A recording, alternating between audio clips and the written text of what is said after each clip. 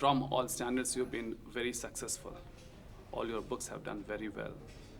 But do you think a time will come or a time is near when you will write something really different from this, something which is at the intellectual level, something what you call the heavy stuff? I hope that never happens because Have you ever felt like writing something? I don't understand words like heavy and light and pulp and intellectual and non-intellectual. But if by heavy you mean boring, then that would be the God's worst punishment on me. I hope I never fall into that category because these books are written maybe to impress 10 critics and lie unread most of the time. And that isn't why I write at all. I write in order to reach a lot of people, and I've succeeded in doing that. I've enjoyed doing the kind of books I've done. I feel very comfortable about them. I'm comfortable being who I am, and I hope at no time in my life do I get bogged down by such pretentious labels as good stuff, heavy stuff, intellectual stuff, because I think books of all kinds have a validity of their own, and I think my books at the end of the day will be recognized for what they are, which is contemporary and urban and provocative. Shobhaa, I mean, I just saw an interesting link. I mean, all your books, they all start with an S, and the serial which is on, Swabhiman, also begins with S, and your name also begins with S. So is there a hidden connection? I am superstitious about the letter S. Superstition also starts with an S, so does success. My books have done very well, and I like to think there's more to the success than just the fact that they all begin with that letter. But I don't want to take a chance. I'd rather stick with the S, and I feel good about it. It has a nice resonance for me. I like the sound of that letter. It makes me feel good. That the titles must speak to me, and if they begin with an S, they certainly speak to me, and they seem to speak to a lot of readers too. Shobhaa, my last question, like, what lies ahead? I am doing my next book in a male voice, which is, in a way, it marks a new beginning, a breakthrough, because all my books so far have been in a female voice and with a female central character. This one is male politician, and the book is Are you having based out some of Delhi.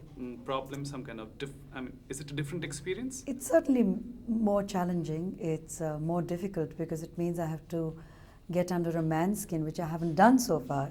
But I'm enjoying it. It's fun. I mean, I've just started the book. I've written about 50 pages. And it's completely a new experience. And it's like being photographed by a woman photographer versus being photographed by a male photographer. I mean, the way you respond is completely different, though both are doing the same thing. They have a camera and they're taking your pictures. But you feel differently about it. So when I have this pen in my hand and I'm writing my new novel, and I'm thinking like a man or trying to think like a man, yes, certainly my mindset is totally different. It's a different ball game. What are you going to call this novel? That I You don't won't let want us to know do. right No, now. I feel superstitious about that too. I have a working title for it, but I like to keep that between me and my publisher. That's till the book's immediate published. future, say about 1 or 2 years. A But year what down the about, line. say, 10 years down the line? 10 years down the line, I don't know. Maybe I won't be writing at all. Maybe I'll be, I don't know, running a dairy farm or learning how to tango or climbing the Alps or fencing or doing all the things that I've always longed to do but never found the time to do. Who knows? I hate to think ahead, that far ahead at any rate. And I like the idea of being spontaneous. I like the idea that I do things because I enjoy doing them, not because I have to do them. So I can't speak about my life 10 years down the line because I may not be enjoying the process of writing books at all. What's your last dream? I mean, the ultimate dream? The ultimate dream is to be a happy, joyous grandmother surrounded by lots and lots and lots of grandchildren, and I want them dangling on my knee. I want them climbing on my shoulders. I want their laughter and their voices all around me. I like the idea of just being surrounded by children. It is something that I have enjoyed as a mother with 6 children of my own, and I hope my children follow my example, and we can multiply 6 by another 6 and get 36 grandchildren, and that's my ultimate dream. I'd love that. Tell me, like, why have you picked up marriage as the main so-called running theme in your new novel? I mean, and you call it Second Thoughts. Yes.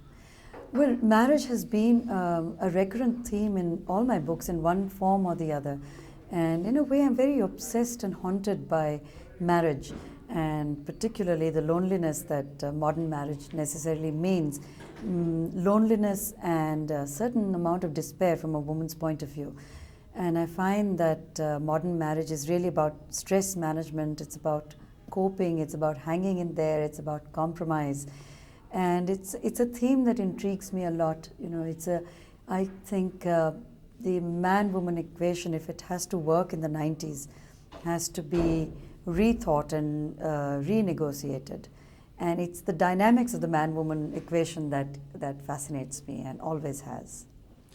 Shobhaa, that provokes another question. That is, I see a lot of feminist element in your novel, in your characters. I have never identified with a lobby of any kind, not even the feminist lobby. If I speak in a strong female voice, it's a very individual voice. I don't speak for a group of people or an organized group at all. And I don't believe in that kind of militant flag waving feminism as it's defined by its label or tag.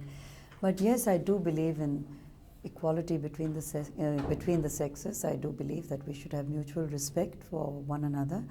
And I do believe that women have for centuries been at a tremendous disadvantage. And I like to highlight that through my books without really waving a flag or anything like that. I like to think that my books provide fresh insights into relationships, whether it's between two women, a man and a woman, women and children, because at the end of the day, it's really what goes on between individuals and in families that defines the way society functions. But from your point of view, I mean, who's got a better deal in life, I mean, in this world, the man or the woman? Is there any question about it? Is there any debate about it? It's always been a man's world. But I think things are changing very rapidly, and I think it's the woman who's going to enforce the pace in this change. And it's going to happen very quickly, and it's going to happen in the next 10 years, certainly. Maybe we'll be 10 years later in India, but it's happening. I can see it happening in Bombay for sure, where we have a very large and a very recognizable and a very visible female professional working force. And I don't talk about women in jobs that don't count. I'm talking about very empowered power ladies who are in very responsible jobs and who are making a difference. And it's these women who are going to bring about this change, and I feel extremely optimistic about it. Okay, thanks, Shobhaa. Thank you.